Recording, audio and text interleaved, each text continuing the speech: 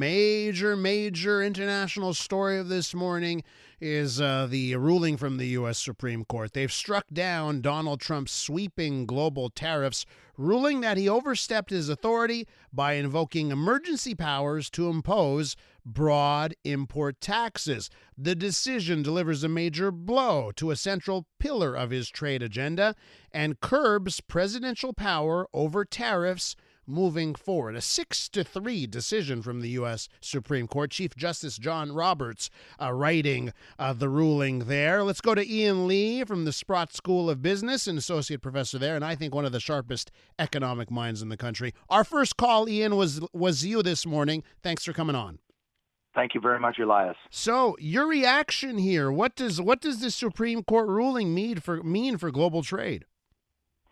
Well, first off, it shows that there are checks and balances in the United States. They may take time to kick in, but to those Canadians who, in my opinion, have been hysterical, saying the rule of law has ended in the States, it's a fascist country, there's no checks on the President Trump, just don't understand the American system.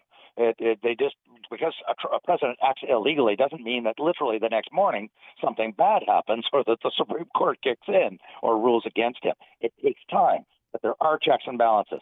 We just saw it today. 6-3 ruling, definitive ruling by the Chief Justice he wrote the lead decision, a conservative justice, by the way, appointed by conservative president. So that's good news. The rule of law is kicking in, and this is a significant setback for President Trump, and it's really good news for Canada.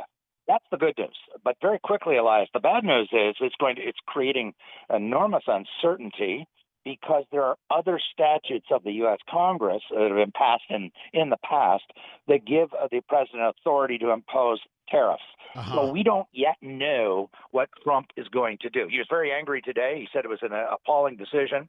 But, he said lots of things. And we don't yet know what he's going to do. But I still think that this is going to be written up one day by the historians as a major step forward in putting restrictions on the president, showing that he is not above the law. I just want to say, Ian, to have someone come onto the show, I tell you what, it doesn't matter what the subject is.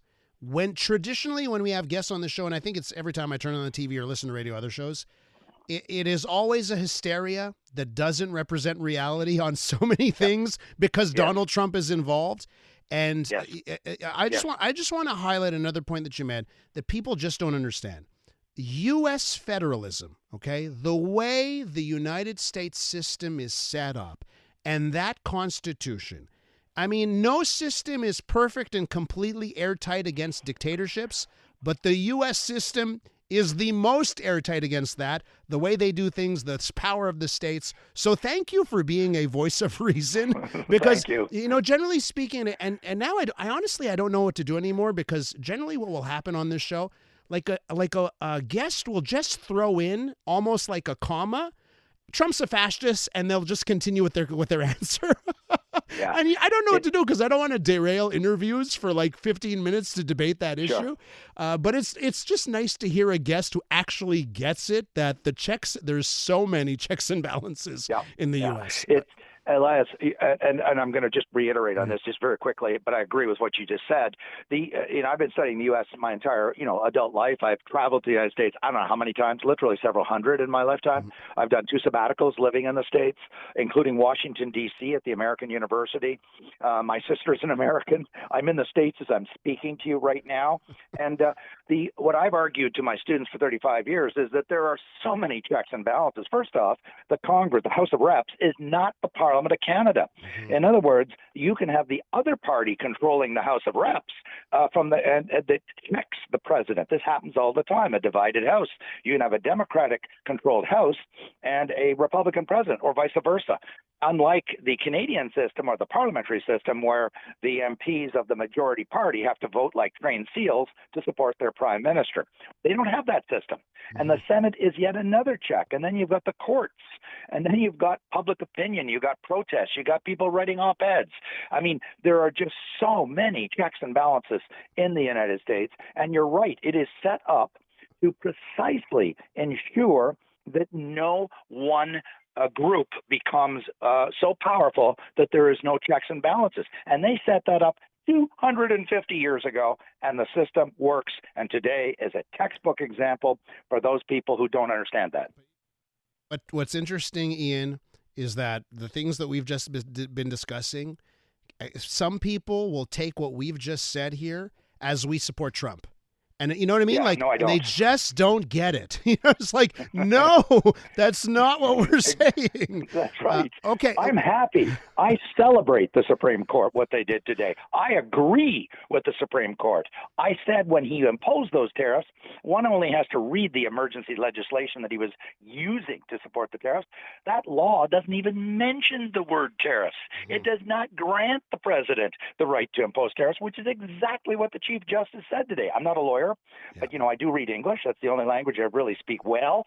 And the statute was crystal clear, and that's what the majority said. So, these checks and balances are there, and the idea that the United States is over the cliff, out of control, and I'm hearing this from, people in Canada, thought leaders, and I just don't know how they arrived at that, other than their extraordinary anger at Trump. I get it. I'm not happy at all with what Trump's doing, but that doesn't mean we're going to throw our logic or analysis or critical thinking out the window just because we hate Donald Trump. Okay, so just to put a bow in that discussion, I'll tell all of our listeners, if they want to know the reason why, and maybe you've read this book, and if you haven't read it, Ian, read Douglas Murray's book, The Madness of Crowds. That explains exactly why we've lost our mind, even on things like this. Okay, so because time is money here, as they say in the radio business, let's just talk about how this affects Canada short-term, mid-term, long-term. The short term, I think, is going to be slightly it's positive and negative. Let's just go straight to the negative.